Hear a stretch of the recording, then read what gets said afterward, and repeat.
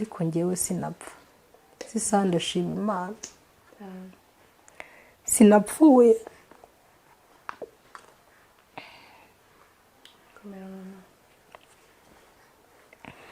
amezi arindwi umugabo ashaka kumfata Kungufu umugabo umugore wiwe yagiye gusinga yagiye kurepeta ubwo wari ugeze ku myaka ingahe nko mu myaka 15 nukugereranya kuko n'imyaka yanjye ntayo nzi gusa ndagena bitewe n'igikuriro nari mfite umunsi wa mbere shangazi yarayambutse papa arambwira ati rero gahunda ihari neye uremera ko turarana kandi ikindi cya kabiri ntutinye ngo nagutera inda uko ngenda umwisilamu nemerewe kurongora n'abagore na batatu ntugire ikibazo rero naho gati ntago byashoboka tabugura atuma ntera induru n'abayobozi bazi ati cyo cyasi nagikora nanze kugikora muri Tanzania ntago naza kubikirararo mu Rwanda ntago byashoboka aturabyemera nararaga mu kantu k'agakoridori kameze uko nkaho babikamo inkweto abana namaze kubaryamisha umugabo araza numva ku yo supanete aranyegereye hanyuma waradutabaje uti sinzi aho nkomoka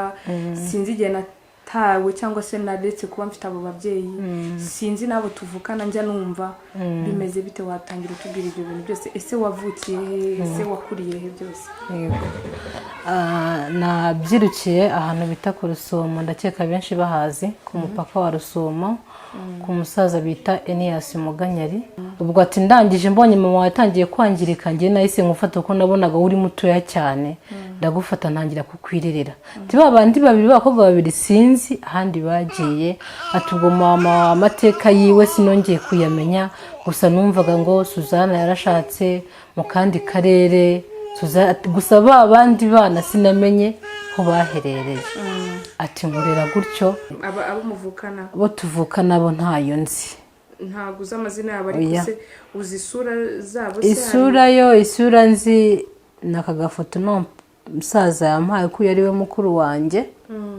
yagakuye hewe ntabwo yakubwiye aho yagakuye uyu no kuvuga ngo yambwiye bo bari n'inshuti n'umuryango wanjye uvuga ngo abo bakuru bawe barakurutaga cyane barandutaga bandaka bari bakuru ni umugabo we ni umugabo wiwe urumva uwa kabiri wese uwa kabiri niho nyine uwo musaza ntaziho yagiye ntaziho yatorengeye ariko birashoboka akaba hari atubwo mama amateka yiwe sinongeye kuyamenya gusa numvaga ngo Suzana yarashatse mu kandi karere gusa abandi bana sinamenye ko baherereye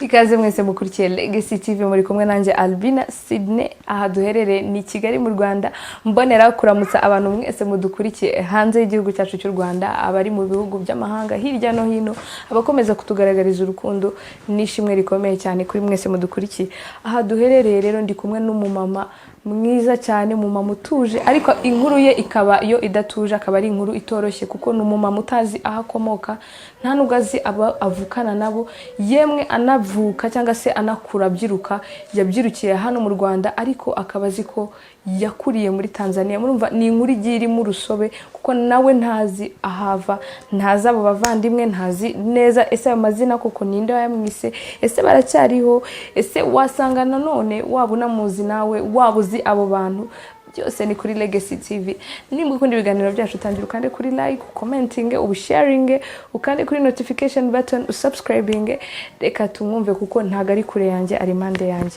mwiriwe neza mama mwiriwe neza mama mwiriwe neza yego umeze neza meze neza ndashima Imana witwa nde Mutesi Sandrine nimba atari banga se ufite imyaka ingahe mfite imyaka 30 hanyuma waradutabaje uti sinzi aho nkomoka sinzi igihe natawe cyangwa se ndetse kuba mfite abo babyeyi sinzi nabo tuvukana njya numva bimeze bite watangira utubwira ibyo bintu byose ese wavukiye he ese wakuriye he byose yego nabyirukiye ahantu bita ku Rusumo ndakeka benshi bahazi ku mupaka wa Rusumo ku musaza bita Enias Muganyari Muganyari niwe yandeze guhera nkiri umwana muto natangiye kwambaka ndaho kwa Muganyari banderesha amata ntangiye kwa kundi kubyiruka ngeze mu myaka 3 n'umuntu utangira kumenya ubwenge ntangira rero kubaza ati mama ari he, nkamubaza uri papa, kambwa tongenda isogokuru wawe. Waramurebaga ukabona se yaba nka papa cyangwa nagakuze? Oya, gusa nyine nabonaga kuze, ariko bura bwa bwenge bw'abana imyaka 3 urumva ubukiri mutoya, numvaga ko ari we papa wanjye.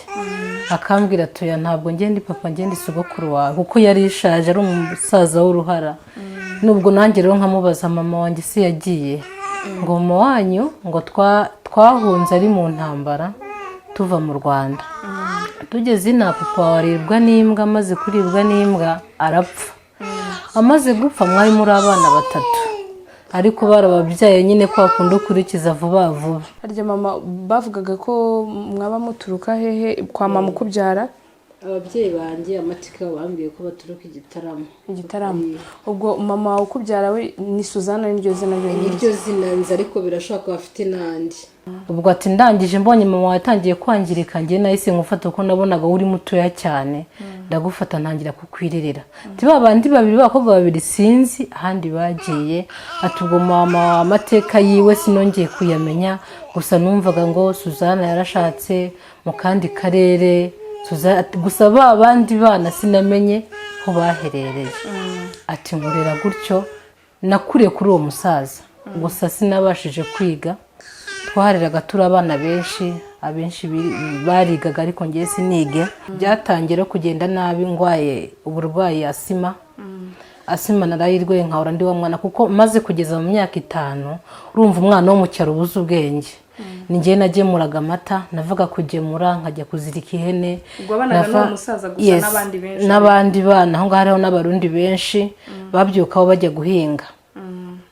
Ndangije ubwo burwayi bunshyira hasi, nkajya kwa kundi nabyukaga njya kugemura biranga, noneho nkajya nirigwa ndyamye inkorora, bo bakampa imibiri zimwe byo mu cyaro bagira ngo ni inkorora. Uburwayi bigeraho numva ngiye gupfa, nkajya nkorora amaraso.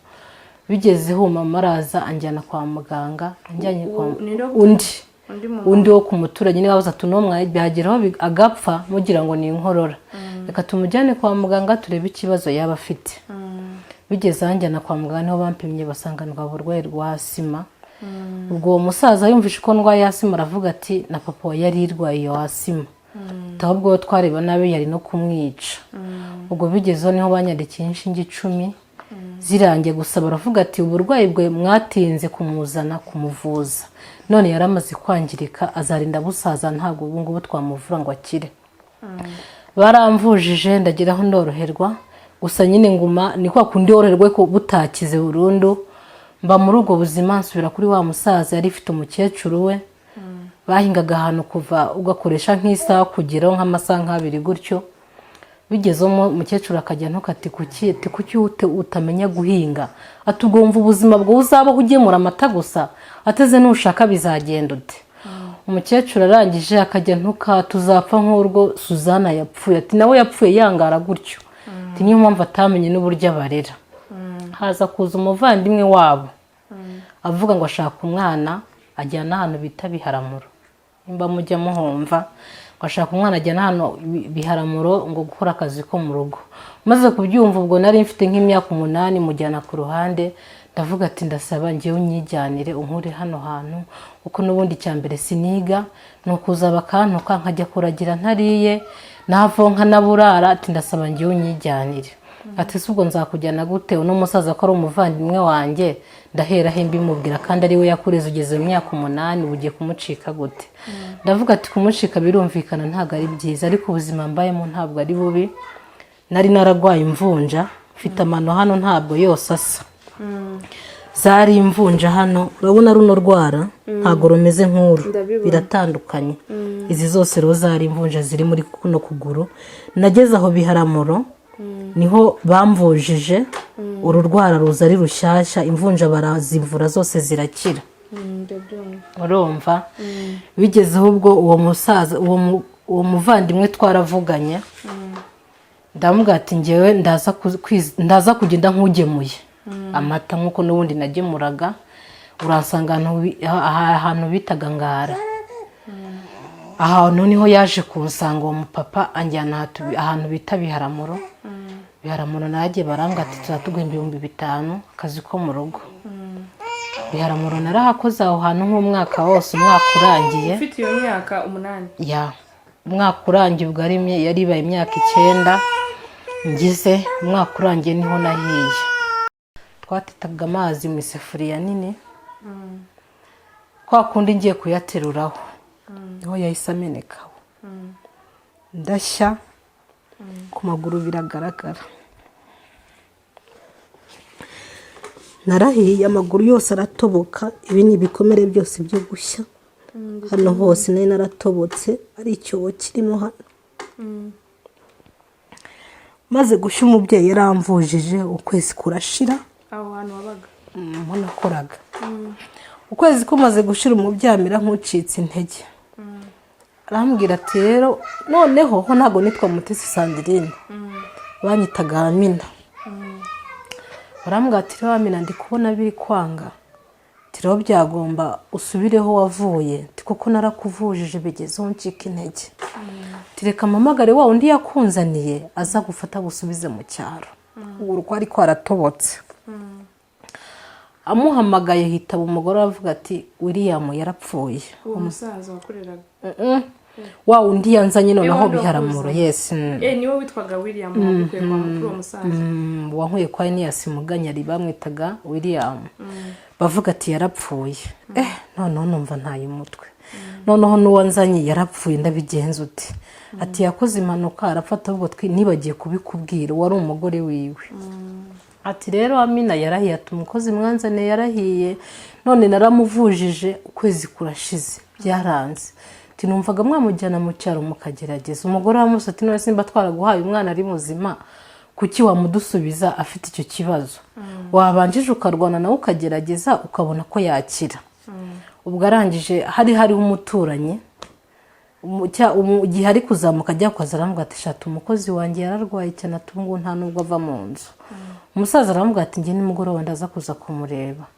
Umusaza nimugoroba yaraje anzanira utuntu mu ntoki dusye nk'udufu, nimba ari igihu cy'inka bokeje simbizi. Aravuga ati ngenje kuvura uno mwana, tuno mwana yaje ari muzima, ntago numva ubu ngo mwamwohereza mu cyaro ameze gutya. Arangije uwo musaza aratunshiro n'ahari haje ibyobo ku maguru, aratumejira. Aranje ati ngo haye iminsi 2 uraba watangiye no kugenda, uko sinagendaga ibintu byose nabaga nicaye hasi, babinzanira aho ngaho, no mpamvu batangiye no kundambirwa ati ni ntaye meze gutyo. Umusaza aravuga ati nubwo mbahaye n'umuti ntago nshaka umunyishyura, kandi ntimuzavuge n'umuntu yabahaye umuti.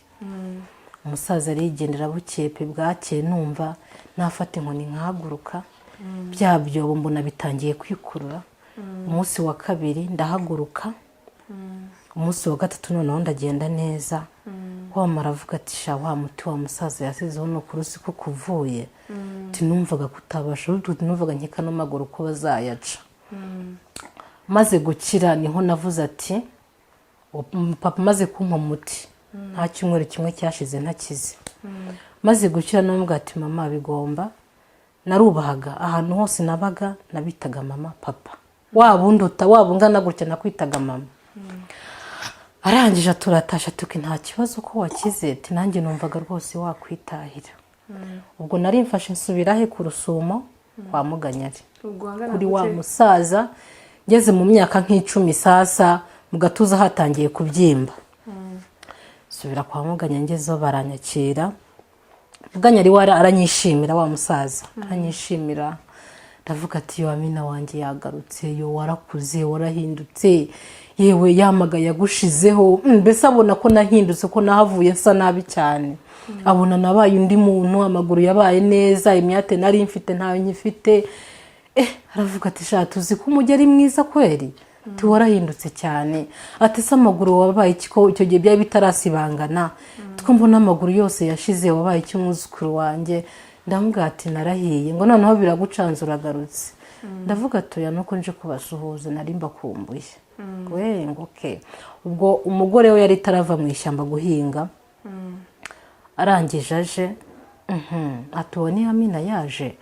Undi nawe atiga atewe ati yarakuze ateye kubwo kimuzanye, ubwo ngubwo aratwite, atafite inda nta kindi cyamuzanye. umusaza atari ko se wajya ureka guhungabanya umwana ubwo ngubwo uramupimye ubonye ko iyo nda ifite ati ubwo se ushaka umbwire imyaka 5 amaze iyo ngiyo biharamuro nta kintu azanyeje gusa kandi urabona yaranakuze yaranakiye ntago agifite ya myate yavuye hano afite umusaza amubwateka kumubwira gutyo umwana ntago ari byiza igihe yifasha akaza kudusura abandi baragenda bagaherayo ntago ari byiza kumubwira gutyo uri kumuhungabanya umutima wiwe ubwo nari mfite imyaka 10 none ubwo urumva ni mu rugo ntabwo nagira ngo nigunge n'ubundi narahageze umusaza arambwira ati n'ubundi ubuzima bwawe ni bwa bundi ntabwo twakujyana guhinga n'ubundi urabyo kugemura amata mpaba nk'amezi 5 ngemura amata umukecuru ariko akajya ntuka cyaba cyari gipfuye kiguma hano gikora iki ntacyo umariye Suzana n'ubundi nuko yari imeze yari umwangazi gusa nawe uzapfa wangara nari mfishe umushuti wanjye w'umunyarwanda bitaga Kayitesi twamenyaniyeho ngo biharamuro nagendana nomero ze ku gipapuro ndamuhamagara ndamubwira turiye uracyari biharamuro Kayitesi arambwira ati yego ndacyari biharamuro ati se nta kuntu wanshakira ahandi hantu nakorera atoka ati nta kibazo ariko ubuzima bwanjye bwose numvaga ko nakora ahantu h'abadivantiste kuko nabyirukiye kuri uwo musaza turi abadive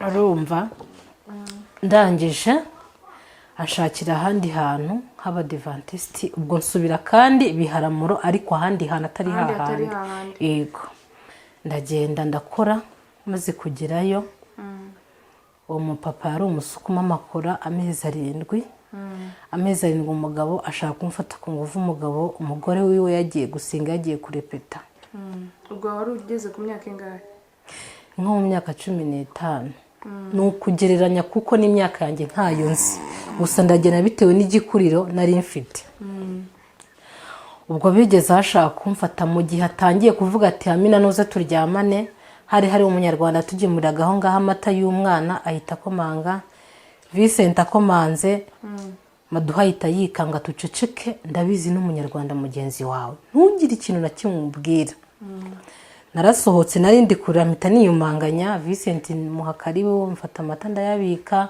mu gihe Vincent mvide gufata amata n'umugore wahitaza umugarambwa ati niwiyanga ukabivuga umenye ko ubuzima bwe neburangiye ndashobora guha n'umutuburuzo ugapfa ndagije ndaceceka bukeye bwaho mpamagara wa mushiti wanjye yahanzanye ndambwira ati Kayite ubuzima bwanjye bugiye kwangirika kandi sinshaka ko bwangirika timba ari ubura n'ubundi nabayeho nabiyo nashaka kubukora nari kubukora ariko ntago nifuza none no kuryamana n'umupapa afite umugore Kayite se habaye iki ati ejo habayeho gato ni nk'Imana yantabaye yari igiye kumfata aranje atoke noneho hari ahantu abanyarwanda batuye mu ishyamba aho ngaho biharamuro ati n'ubu havuye wizire twibanire hano iwacu ubwo ndabasezera maze kubasezera injyaho ngaho iwabo kwa Kayitesi turabanye tumaze kubana tukajya ducuruza amata nibwo buzima hari abanyarwanda bo mu cyaro babibereyemo tukajya ducuruza amata bigezeho Kayitesi atoye ibi ntabwo byavamo tubu none nongeye kukoreza hano bita Dar es Salaam tungenziranye n'abatanzaniya benshi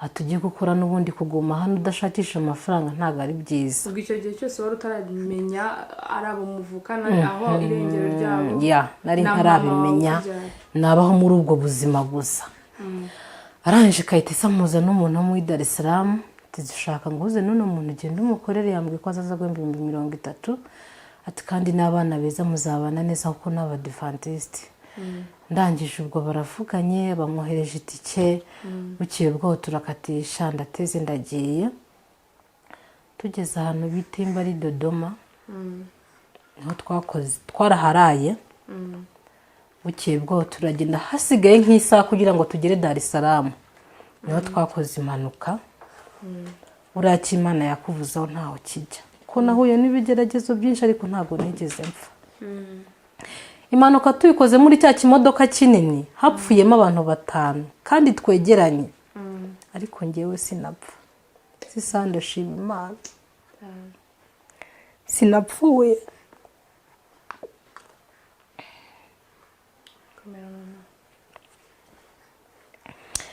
barangije bahise bahamagara indi modoka iza kudufata twebwe tutagize ikibazo. Turagenda wa papa tugomeza tuvugana, umwe yaje kunyakira wo muri Dar es Salaam. Araza aramfata aravuga ati shati Imana ishimwe kuba utagize ikibazo ubaye, tubona ari kuvuga iki koko. Arangije turagenda mu rugo arambwira tunge nta kintu twavugana, umudamu wagenda kubyara tujya muri dushe ukarabe, tinazaniwe mwivuganira uburyo umuzeho abana uburyo azaza guhemba. Umama minota mike maze gukaraba, ubwo turi Dar es Salaam, umama yitaza arambwira ati yo niwe bambwiye witamina, abanyarwanda ngenda bakunda abanyarwanda mugira imico myiza, ati ni kariba ari kuzambera umwana mwiza kandi nanjye nzakubera, bavuga dada yako hariya nzakubera dada yako mwiza. Ndangije ndavuga ati nta kibazo, turabana. Umudamu washize ukwezi arabyara. Umwaka ushize ifite nk'imyaka nka 16 gutyo, niho batangiye ati abanyarwanda bajya iwabo, nidufata umuntu umunyarwanda afite umutanzania, nidufata umutanzania afite umunyarwanda mubitse mu nzu tuzamufunga. Dutangiye kubyumva gusa numvaga ko ari brag, kuko uwo mubyeyi mu by'ukuri bamwita Tina, Imana izamumpera umugisha. Nahabaye imyaka, ariko umwaka umwe numvaga ko ntazagaruka, numvaga ko nzarinda apfa no mu Rwanda mpumva ku mateka uko bamfataka neza, nubwo nari umukozi, ariko ntacyo nabashinjana n'izi saha nuko nkeka nashatse ubuzima bukanga WhatsApp nkayibura, ariko bamvugishaga. Tina bigezeho umugabo baramufata baramufunga bamuhora ngiye ngo atunze umunyarwanda. Ubwo twari tugeze 2013 batwirukana. Tina aravuga ati Ramina wari umwana mwiza pe, kandi natwe turagukunda, ariko reba umugabo wanjye bamufunze bamuziza wewe. Icyo gihe hariho Gikwete, bavuga ngo yashwanye n'umusaza w'ina. Ati bigomba utawusubira iwanyu mu Rwanda, tuko ntago nagutunga kandi bayibujije ati abanyarwanda ntibabashaka. Ndavuga ko numvaga ubuzima bwanjye ari hano nzahava nkeka nshaka, ubwo ni namaze kumenyera n'igiswahili nkizi neza. Ati bro bigomba usubira iwanyu. Ubwo mpamagaye wa mushiti wanjye yabampujije Kayitesi muhamagara ati nanjye baranyambukanye ubundi mu nkambi. Ati rero wimba byabaye gutyo ndi wambuke uze n'ubundi mu nkambi, kuko ntiwakwiyata kuguma ahantu atari mu gihugu cy'iwanyu. Ubwo urumva ntibagiye kunsubiza kuri wa musaza yandeze, noneho ngiye kwambuka mu Rwanda. Bankubise mu modoka ndagiye maka muri gare, ngeze ahantu bita Biharamuro, niho nasanze hari imodoka y'impunzi nyine yambutsa abanyarwanda. Ubwo ntaranga muntu yo muri Tanzania mfite, mbese nta n'ikintu na kimwe mfite kigaragaza ati suri ubwoko buhe. Ubwo niho nambutse ikiyanzi mba mujya muhumva, ni inkambi yari iri, abanyarwanda niho bari bose. Abandi bakagatima mugumye hano turi kububakira Nyamata muzava hano, ariko abo ni babandi bafite imiryango bazwi, nibo babubakiraga. Ubwo naraje tukubita amezi 3 bavuga ngo bari kububakira dutegereje aho mu nkambi turya impungure. Abantu bahaga igikoma ni babandi bafite utwana, nibo bazi imodoka yazanaga igikoma buri kwa gatanu ikabaha. Uwo mukobwa w'inshuti yanjye Kayitesi niwe yagendaga iwabo bamwohereza amafaranga ko yari ifite famille n'aha mu Rwanda, akavuga ati Amina nuze tujye kunywa amata. Tukagenda tukanywa amata, izi impungure za buri munsi ntago wabivamo. Amezi 3 ashira twumva ko natwe tuzahita tujya Nyamata. Abayobozi baraza ati rero ndabona inzu ntago zirasozwa, twongeye kandi andi mezi 3. Ese aravuga ati rero kuguma hano n'ubundi nta famille ugira uvuga ngo uzabugiyemo, n'ubundi byose ni kimwe, bazaza batore bano banditse amazina bari kububakira, n'ubundi usigare hano uri guta umutwe. ahubwo wewe nuzi nkujyane kwa shangazi wanjye mu Rwanda ngenda ndagutegera nta kibazo ko ngiye mu Rwanda ndahazi ni iwacu narahakuriye narahavukiye nuze nkujyane kwa shangazi umukuru akazi ko mu rugo ati ndabizi hari ahantu uzahakura umugisha. Twarambutse tugera Nyabugogo ari umunsi wa mbere nkandigije kirenge mu mujyi wa Kigali mu Rwanda ariho hitwa iwacu nahumvaga ku mateka gusa. Maze kuhagera turazamuka ari hepfo ya Nyabugogo twambuka amazi yabaga muri iriya misozi ya ruguru ya Nyabugogo. Shangazi tumaze kugerayo ati watuyu ni we Amina wambwiraga se amateka yiwe. Undi nawe ati batariko shangana umwana mwiza uzamurire neza. Undi nawe ati nta kibazo ati sabwo uko avuga nk'umurundi ubu ntibazamufatara uko urumva bitewe na cya giswahili navugaga muri Dar es Salaam Kinyarwanda sinakivugaga neza. Navugaga nkaho ndi umurundi mvuye mu Burundi. Shangazi arambwira ati Amina nzaza nguhemba 7,000 tuzandebera abana neza. Ndahabaye icyumweru gishize Shangazi arambwira ati ngiye muri Tanzania kureba inka zanjye bambwiye ko bari kuzica cyane kuko abanyarwanda bari guhunga bari kubabwira ngo batashye. Ubwo nsigara muri urwo rugo mazemo icyumweru kimwe. Shangazi abagiye Tanzania Shangazi uwo mukobwa sigaraho ngiye n'abana n'umupapa. Umupapa yari umwisilamu. Umunsi wa mbere Shangazi yarayambutse umupapa arambwira ati gahunda ihari neye uremera ko turarana kandi ikindi cya kabiri ntutinye ngo nagutera inda uko ngende umwisilamu nemerewe kurongora n'abagore na 3 ntugire ikibazo rero. Naho gati ntago byashoboka tabugura tuma ntera indu n'abayobozi bazi ati cyo cyasi nagikora nanze kugikora muri Tanzania ntago naza kubikirararo mu Rwanda ntago byashoboka. Aturabyemera nararaga mu kantu k'agakoridori kameze ukuntu nkaho babikamo inkweto. Abana namaze kubaryamisha umugabo araza numva ku yo supanete aranyegereye. Ndambwira ati niyo wagira gute ko ndiza ko Imana iri kumwe nanjye ko ntago ndikirara ntago icyo kintu cyakunda. Ndangije mera nk'utera induru ngo gushaka uneze badani abo badani bari abana biwe ngo wacishitse ngo ubwo se kucyuba wigira nkaho uri umwaka kandi mbona uri umuntu mukuru. Ndavuga ati sinshobora kuryamana nawe nkuba nka papa wanjye na Shangazi mufata nka mama wanjye. Ubwo bazi icyo gihe wari ufite nka 17.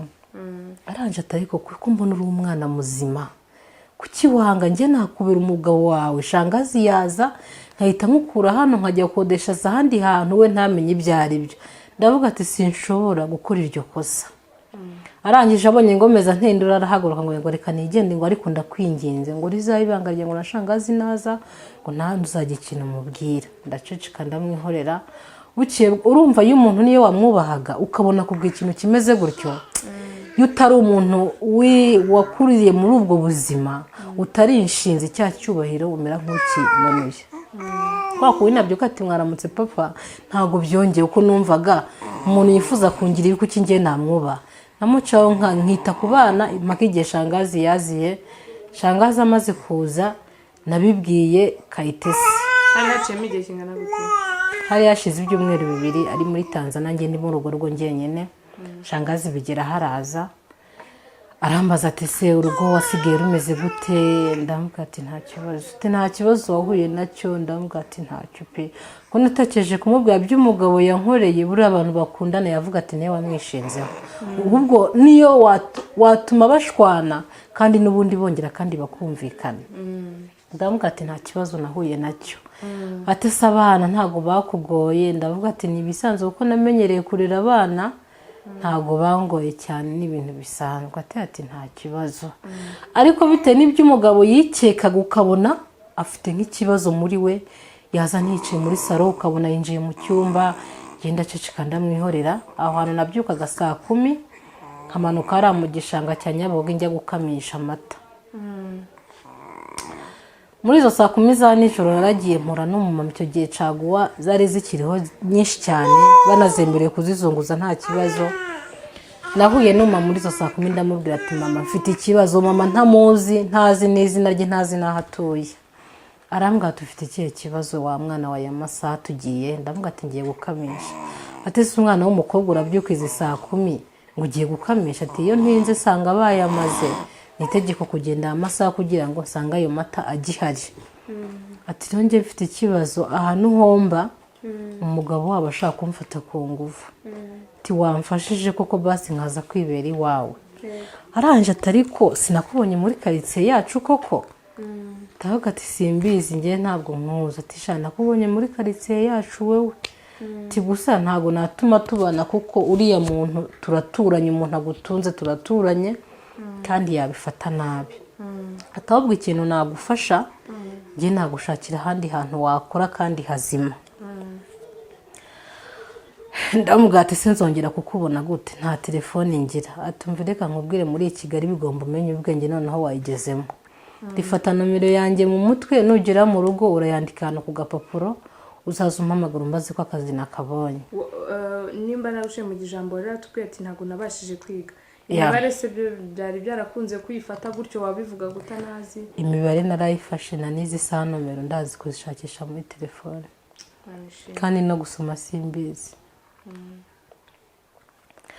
ndangije umama ndayifata mu mutwe ndagenda maze kugenda ngeze mu rugo mbwira shangaza ati shanga tuzi ko mpuye n'abavandimwe banjye mbega umukobwa beshya ati uru Rwanda rugezemo ino munsi uhuye n'umuvandimwe wahita umumenya ati ubwo buryajya ntubunzaneho ndabwo ati ni ukuri mpuye ati maze ampaye na nomero yanjye ahubwo ntiza telefone muhamagaye ariko ndi kumubeshya kugira ngo anize telefone ubwo mpamagaye wa muntu njya ku ruhande turavugana nambwa ati rero nakuboneye akazi k'ibihumbi 10 hano ku Gitega ku murenge wo ku Gitega ubwo rero urashakisha uburyo uvana ariko ntuzigubasenye biri umugabo yagukoreye ntuzabivuge uzahava amahoro wigenda ariko gusa ntuzabibe nagati ngiye sinjya niba bukeye bwaho mu gitondo niho nabyutse n'ubundi njye nkugiye gukamisha gusa sinajyana amafaranga yasigaga 5 komeze ngiye gukamisha ndagenda byutse mu gitondo areba imyenda arambura njya kuri wa mama anjyana ku mubyeyi bita mama petite mama petite arambwira ati rero Amina ubwo ndacyitwa Amina Amina mwana wanjye nzaza guhenda ibihumbi 10 ati gusa hano uzahaba nko mu rugo tuzatujyana gusenga ati ibintu byose umuma yacuruza agacaguwa ati gusa saa 6 nizigera uzaza ungemurira uze nkwereke n'uburyo abantu bacuruza kwa mapetite nakuye umugisha Imana imwongera umugisha izisa tuvugana nanabibona zumve ko ari we mama wanjye muri uru Rwanda afite mapetite twarabanye tukajya tujyana gusenga saa 7 zagera narabyuka nkatega arifite abana 3 bajya ku ishuri saa 7 zarageraga nkamugemurira mu biryo cyo gihe niho bakoreraga ngiye nanjye nkahita nguma nkaguma nanjye mucururiza byagera nimugoroba nkatanga ajya gucana imbabura nkateka amara nk'imyaka nk'itatu kwa mapetite noneho bigezeho kwa kundi mu biryo ngo nacururizaga abakongomani umukongomani umwe yaraje ahitamo umwenda ahisemo umwenda batangira kuvuga muri cya kiruga cy'abatu umwenda ni mwiza ariko ari kuduhenda mpita mbyumva ndabwo ati kuno mwenda kucyumva ngo ndi kubenda kandi ari umwenda mwiza nguzi igiswahili se ariko ngo ntago uri umukongomani ngo nta mukongomani afite isura imeze gutya mwese igiswahili wakigiye ndambwa ati ntaho narakize nyine gutyo ati none se wambabare nkaguhuza n'abanyakenya tukubaza zabaguhera umushahara mwinshi cyane ndambwira to yanjye si ibyo nashakaga nuko numvishe muri kumvuga nanjye nkabeka byo mumvuze ko mbizi ndangije umukongomani asaba nomero nayo mfite agatelefone gato tugomeza tuvugana bigezeho mbibwira uwo mapetite twabanaga arambwa ati si yakubwa abanyakenya bazaza baguhemba ngaye ati ngerega mutereka mubwire ati nifuza ko watera imbere ati bitewe n'ubuzima wambwiye waciyemo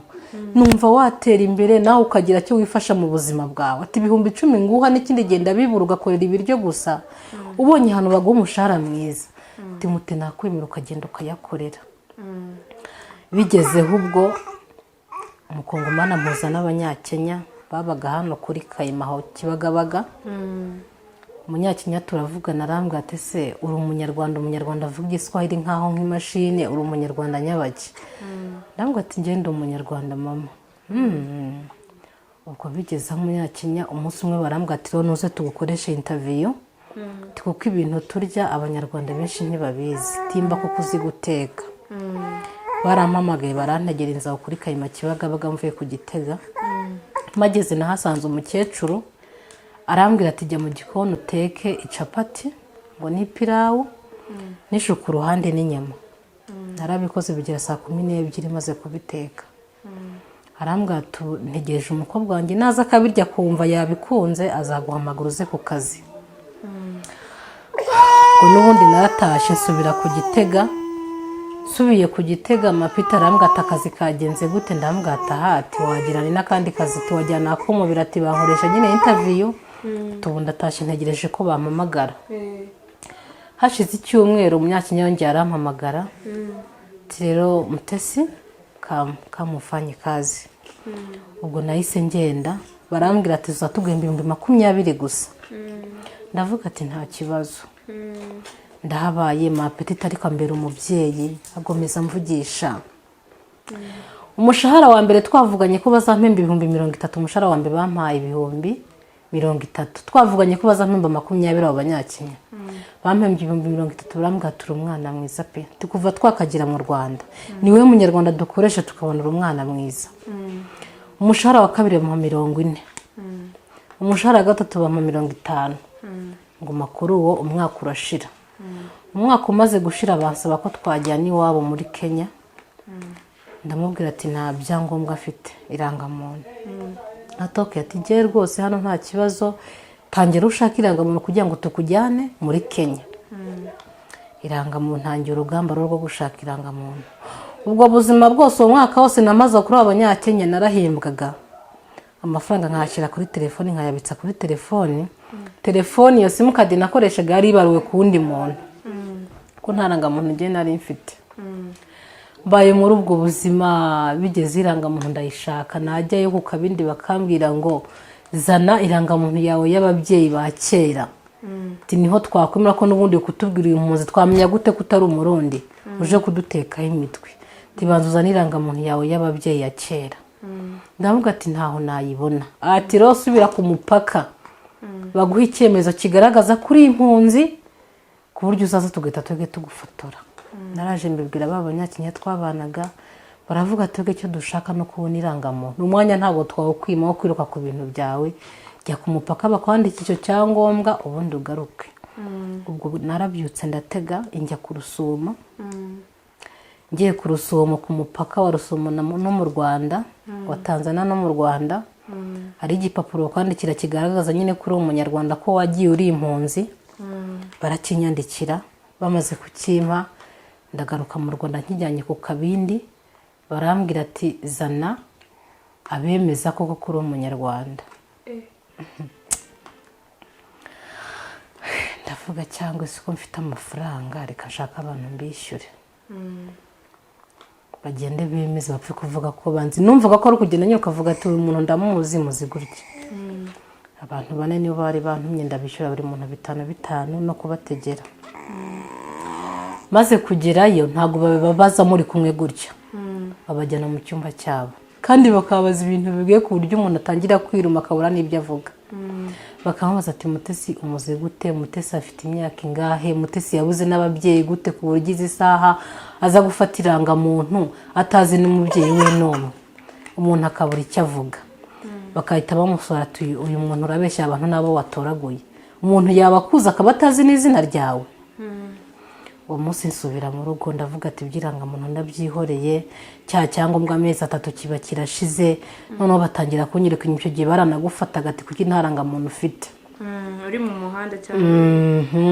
Bese sinasogaga naratinyaga. Ndangije ndicaye bigezeho haza kuzuma amwe nakundaga kurigura imyenda zunguza. Ndavuga ati mama kwinda babaye cyane mbayeho ntarangamuntu. Tibansabye ibintu byinshi nabuzeho nabikura. Amakwina atumve rero Mutesi ngiye kugufasha. Ati ngiye guhamagara ababyeyi banjye bo mu cyaro bagushyire ku muryango wacu. Icyangombwa suko ibonera irangamuntu. Hari ikingira ikintu ushaka kuri twebwe ndavuga ati ubikoze nagushimira.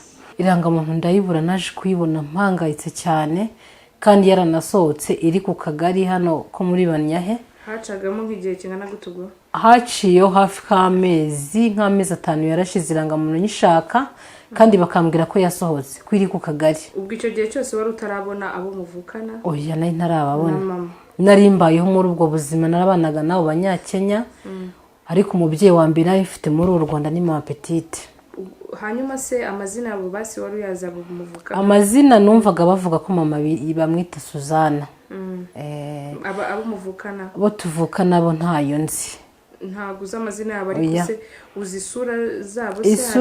Isura nzi nakagafoto no musaza yampaye ko yari we mukuru wanjye. Yagakuye hewe? Ntabwo yakubwiye aho yagakuye? Uyu ni ukuvuga ngo yambwiye bo bari n'inshuti n'umuryango wanjye. Uvuga ngo abo bakuru bawe barakurutaga cyane? Barandutaga, bari bakuru. Ni umugabo we? Ni umugabo wiwe. Urumva? Uwa kabiri wese? Uwa kabiri niho nyine uwo musaza ntaziho yagiye, ntaziho yatorengeye, ariko birashoboka akaba hari, kuko yambwiye ko bahari. Yambwiye ko na mama wanjye atapfuye, wazi ko yapfuye ni papa, ko yamwiboneye apfa. Ariko mama wanjye aravuga ati mama wanjye afite ubuhamya ko yaba hari, kuko yabaye nk'umuntu ataye umutwe araduta, wavuga ko mama wanjye yaba hari. Agubwo abo Banyakenya twabanye imyaka 5, bigeze aho barimuka baza Kabeza tuhaba imyaka 3. Ejo bundi 2019 niho nagize gutya rero mbona umugabo.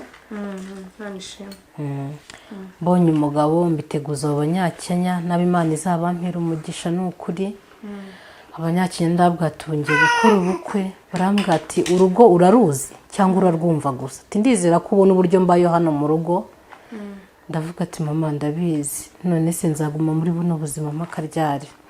Reka ngenda ngerageze n'ibyanga, ubwo nta kundi nyine Imana izabana nanjye. Ariko ikintu cyose ugiye kugikora ugifitemo imbaraga ntago cyanga. Ubwo uruvuga ngo ubu kugezana n'ubu warashatse, ubana n'uwo mugabo. Ubuzima se nyuma yuko udafite, ntago navuga ngo epfo na ruguru, ariko udafite inkomoko, nta yandi makuru yakugezeho nyuma yuko ushatse? Ntayo. Ubwo nuvuga ngo uraho ngaho n'umugabo n'umwana gusa. Abantu bamfasha muri uru Rwanda, mama Kimbari, mama petite, bariya abantu Imana izabampera umugisha. Twagiye mu bitaro ngiye kubyara n'umwana, tubura amafaranga yo kwishyura bitewe na cya kibazo cya simagira. Nagiye kubyara mbura umwuka, umwana yari igiye kumfira mu nda, banshyiraho ya mashini barambaga. Bambaze tugiye gutaha baravuga ati nubwo ufite mituweli turakwishyuza amafaranga menshi uko twagushize muri bomboni. Banyishyuza amafaranga 40,000. 40 twari twagiye mu bitaro, nta mafaranga na make dufite, kuko kuva corona agatangira umugabo nta kazi yari ifite. Twagiye mu bitaro dufite 1,000 kuri centre de santé. Centre de santé ya modoka ize kukujyana umeze nabi uyishyura 500. 1,000 cyahise gishira. Baduciye izo 40 nahamagaye wa Munyakenya nakoreye nkahava nkora ubukwe njya gushaka. Niwe yaje yishyura ayo mafaranga. Imana izamwongera umugisha. Njya no kubagwa baduciye 15,000 mama petite, niwe yayishyuye. Imana izabampera umugisha abo bantu. Izi saa niyo mfukamye ndabasengera, bamba hafi. Niyo hano mu rugo mburaye ndabahamagara bakanyereza amafaranga. Muri uru Rwanda abo bantu ni ababyeyi banjye. Ubwo nuvuga ngo ububaye n'umugabo ariko nta kazi, ni uguhora ushakisha abo bavandimwe bawe. Hanyuma se iyo nimero basi bibashije hagize nk'uwaba afite uko yakumenya, hari telefone ukoresha? Yanjye ni 07 3 6 9 Iyo ni Airtel? Ni MTN. Nubwo ni 0? Ni 07 Yego. 3 Yego. 6 9 3 40. Iyo niyo nomero yanjye. Gusa uwayibona yakwihangana, niyo bazaba ari hanze nta telefone ya WhatsApp ngira. Imba bampamagara bigakunda, niba zaba ari iyo ngiyo hanze noneho uwo musaza nawe afite n'abahungu be babibona niba bibona bazamfashe bihangane banampamagare bashyira amafaranga kuko nta WhatsApp ngira. Afite abahungu bo inzi bari Mwanza bita Safari, undi bakamwita Saturday. Ndizera n'abakire niba bibona bazashakisha uburyo bampamagara bamvugishe. Hanyuma se nabo nimba atari ibanga muri ubuzima ubayeho hari igihe ujya wumva hari nk'akantu k'akazi wakora runaka ubonye ubufasha wumva bishoboka? Ngiye gucuruza ndabizi nubwo buriya ntize. Nacuruza mbonye igishoro nashinga hari ikintu nkagikora, kaba ari akatantine k'icyayi nagikora nkacuruza, yaba ari imyenda nashinga butikara nkacuruza, byose nabikora. Nyuma mama abavandimwe bawe babashije kuboneka, yaba ari abakuru bawe babiri nimba bakiriho kubyizere cyane, nimba ari n'undi muvandimwe waba kuzi cyangwa zina mama wawe nimba akiriho baguhamagara kuri iyo nimero duhaye? Iyo nomero mbahaye irahari gusa ntabwo iba kuri WhatsApp kuko ikintu nkeka nisizemo numva ko baba bari hanze, ntabwo bashyira kuri WhatsApp bambone kuko nta telefoni ya WhatsApp ngira. Bo nkeka babibonye bakwihangana bagashyiramo amafaranga kuri telefoni, nubwo aba ari menshi guhamagara mu Rwanda biba bikomeye, ariko bakampamagara tukamenyana, abavandimwe tukamenyana. Gusa ikindi kintu kandi nashimira mama Kimbari nta Kinyarwanda azi, kandi ndizera ko bino bintu azabibona. Shaka kumushimira mu Giswahili yumva. Uriya mama w'umunyakenya. Mama Kimbari alikuwa kama mzazi wangu, alinisaidia kwa mambo mengi. Mungu ampatie baraka popote alipo, hata akisikia haya mambo asiye kwamba sasa hivi ni mnamshukuru. Mama Kimbari alikuwa mama mzuri kwangu, alinisaidia kwa maisha yote. Kwa sasa hivi namshukuru Mungu niko hapa kwa sababu ya Mama Kimbari. Mama Kimbari nikipata shida ananisaidia sana. Hata nikilala njaa hapa nyumbani nikimuita mama hapa nyumbani nina shida ananisaidiaga. So Mungu ampatie baraka kabisa. Mbese ndamushimiye nta kuntu atabigenjeje, na nizi saha niyo mvuze ngo mama umwana ararwaye. Mama Kimbari tanyweza 15. Njyana umwana kwa muganga. So ndamushimiye nanabyumva azumve ko mushimiye. Na mama Petite yambereye umwana abo bantu babiri babaye ababyeyi banje, ahantu hose ngiye babanye nanjye, na nizi saha baracyamfasha. Mu minsi ishize twakubiswe n'ibibazo, niho ari bo batugaburiraga muri no rugo. Ese mukurikira Legacy TV mwakoze cyane, mwayumviye ni inkuru itoroshye cyane y'ubuzima bukomeye bw'umuntu utanazi neza imyaka ye, bw'umuntu byagoye cyane kuba yabona aho akomoka, igihugu akomokamo, ngo ndavuga indangamuntu. Kugeza na n'ubu kuba yarayibonye ni amahirwe akomeye cyane, ariko ntagazi abo bavukana, azi ko ari abana batatu ari bo wa gatatu wa nyuma, babiri ntago bazi, yaba umuzi waba wibuka isura cyangwa se waba uzi ayo mazina.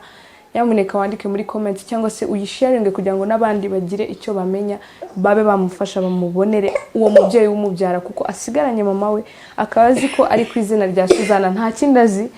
Nanje ni ibintu numvisha akakanya mbaye mfite uburyo namufasha. Nimba wabona icyo wakora ni karibu, nimba wabona ubwo bufasha wamuha ayo mikoro y'ibitekerezo se y'ibikorwa se, akagira icyo yifashamo mu buzima bwose yaciyemo. Murabyumva ko atari ubuzima bworoshye, n'ubuzima bw'igihe kirekire cyane, ariko n'ubu yaragerageje nibura arisuganya abana n'umugabo, afite umwana, ariko ubuzima buracyagoye, aracyari urugendo rukomeye cyane.